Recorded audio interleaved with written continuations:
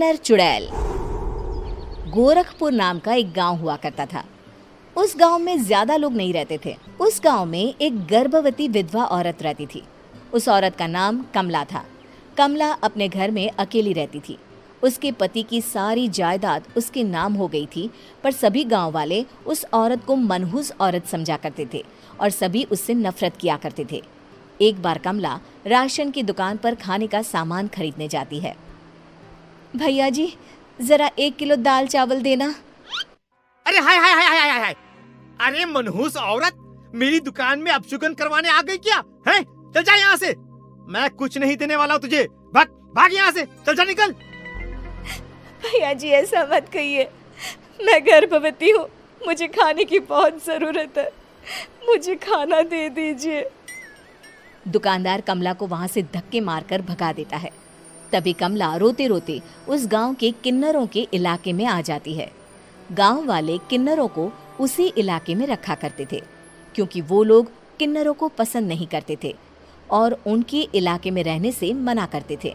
तो किन्नरों ने उसी गांव में अपना एक इलाका बना लिया था।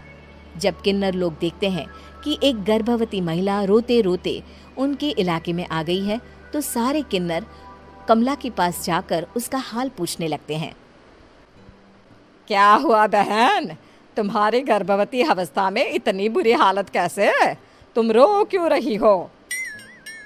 तुम डरो मत, हम तुम्हें कोई नुकसान नहीं पहुंचाएंगे। तुम शांत होकर सब बताओ कि हुआ क्या है।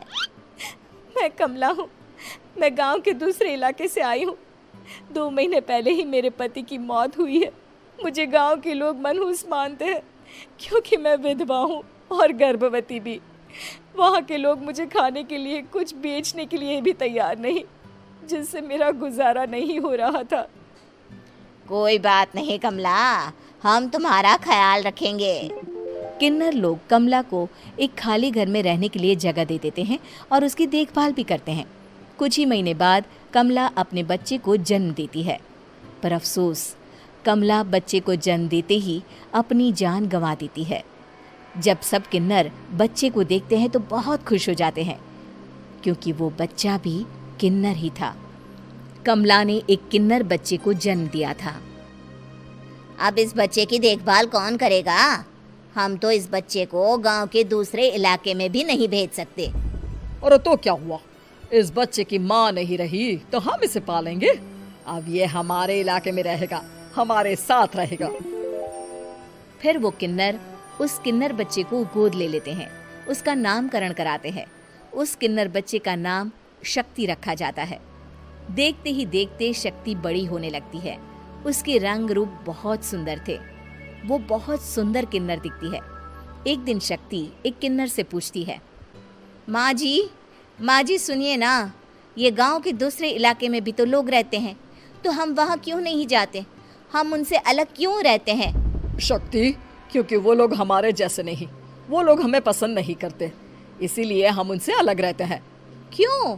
वो हमें क्यों पसंद नहीं करते? मुझे एक बार उस इलाके में जाना है। मैं एक बार वहाँ जाकर घूम कर आऊँ। शक्ति, खबरदार, जो तू उस इलाके में कभी भी गई तो अपनी जान नहीं गंवाना चाहती तो उस इलाके में कभी कदम भी नहीं रखेगी, समझी? इतना कहकर वो किन्नर वहाँ से चली जाती है। शक्ति उस किन्नर की बात सुनकर बहुत रोती है। माँ जी, ऐसा कैसे कह सकती है? उन्होंने इतनी सी बात के लिए मुझे इतना डांटा। अब तो मैं उस इलाके में ज़रूर जाऊंगी। फिर एक दिन शक्ति गांव के दूसरे इलाके में चुपके से जाती है। ये लोग तो हमारे जैसे ही इंसान हैं, तो ये हमसे नफरत क्यों करते हैं? जब शक्ति उस इलाके में पहुंचती है तो गांव के सारे आदमी उसके रूप से मोहित हो जाते हैं। वो लोग ये अंदाज़ा नहीं लगा पाते कि वो किन्नर है। शक्ति की सुंदरता देखकर सारे गांव वाले उसकी तारीफ करने लगते हैं। तभी गांव का चक्कर लगाने गांव के जमींदार का बेटा हर्ष वहां पहुंचता है। हर्ष भी दिखने में बहुत सुंदर होता है। जब हर्ष ने शक्ति को देखा तो वो भी उससे मोहित हो गया, और जब शक्ति की नज़र हर्ष पर पड़ी तो वो हर्ष को देखकर मोहित हो गई। आपको पहले कभी इस गांव में देखा नहीं। इस गांव में आप नए हैं क्या? जी नहीं, वो मैं बस। तभी शक्ति बोलते बोलते रुक जाती है और मन में सोचने लगती है, अगर मैंने इनको बता दिया कि मैं दूसरे इलाके से आई हूँ तो वो समझ जाएंगे कि मैं किन्नर हूँ, इसलिए मुझे इनसे झूठ ही बोलना पड़ेगा। शक्ति हर्ष को कहती है, जी हाँ, मैं इस गांव में नई आई हूँ, यहाँ अकेली रहती हूँ। वैसे आप कौन है? आप भी इसी गांव में रहते हैं? जी हाँ, मैं इस गांव के जमींदार का बेटा हूँ। आपको किसी भी चीज की जरूरत पड़े तो आप मुझे बता देना, मुझे अच्छा लगेगा। ऐसे ही शक्ति और हर्ष एक दूसरे से रोज मिलने लगते। वो दोनों अपने प्यार का इजहार करने एक दूसरे से मिलने जाते हैं। तभी शक्ति का पीछा करते करते एक किन्नर वहां आ जाती है। शक्ति, मैं तुमसे बहुत प्यार करता हूँ। मैं तुमसे शादी करना चाहता हूँ। क्या तुम मुझसे शादी करोगी? हाँ हर्ष, मैं तुमसे शादी करूँगी, पर मैं तुमको अपने बारे में एक सच्चाई बताना चाहती हूँ जो मैंने तुमसे छुपा कर रखी है। तभी उनके बीच में ही वो किन्नर आ जाती है। शक्ति, तेरी हिम्मत कैसे हुई ऐसा करने की? वो किन्नर शक्ति को खींचकर गांव के जमींदार के पास ले जाती है। हर्ष भी वहां शक्ति को बचाने के लिए पहुंच जाता है। जमींदार शक्ति और हर्ष के प्यार के बारे में सुनकर गुस्से में आ जाता है और शक्ति को गांव के बाहर निकालने की सजा देता है। शक्ति ये बात सहन नहीं कर पाती और कुएं में कूदकर अपनी जान दे देती है। जमींदार हर्ष की शादी गांव की एक लड़की से करवा देता है, पर हर्ष इस शादी से खुश नहीं होता। शक्ति अपना बदला लेने के लिए मरने के बाद किन्नर चुड़ैल बन जाती है। अब मैं इन गाँव वालों को नहीं छोड़ूंगी, अब इनसे मैं अपने प्यार का बदला लूंगी। किन्नर चुड़ैल गांव वालों को परेशान करना शुरू कर देती है। एक बार वो रात को गांव के खेतों में पहुंच जाती है और वहां आग लगा देती है। सारी फसल जल के राख हो जाती है। जब एक आदमी रात को उठकर देखता है कि खेत में आग लग गई है तो वो वहां पहुंच जाता है। वो देखता है कि खेतों के बीचों बीच एक किन्नर चुड़ैल खड़ी है और वहां खड़े होकर ताली बजा रही है। गांव वाला किन्नर चुड़ैल को देखकर बेहोश हो जाता है। जब सुबह उस आदमी को होश आता है तो वो सीधा जमींदार के पास जाता है। अरे जमींदार साहब, अरे वो किन्नर चुड़ैल ने मेरी सारी फसल जला दी। अब मैं क्या करूंगा? क्या होगा मेरा? जमींदार चुड़ैल किन्नर का नाम सुनते ही सब कुछ समझ जाता है। अब वो बहुत डर जाता है। उसी रात को जब जमींदार डर के मारे अपने कमरे में सो नहीं पाता, तभी वहां अचानक से किन्नर चुड़ैल आ जाती है।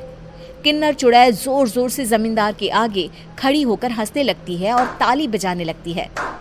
जमींदार उस डरावनी किन्नर चुड़ैल को देखकर बहुत डर जाता है। तूने मेरे साथ बहुत बुरा किया, अब मैं तुझे जान से मार दूंगी। नहीं नहीं नहीं नहीं, नहीं।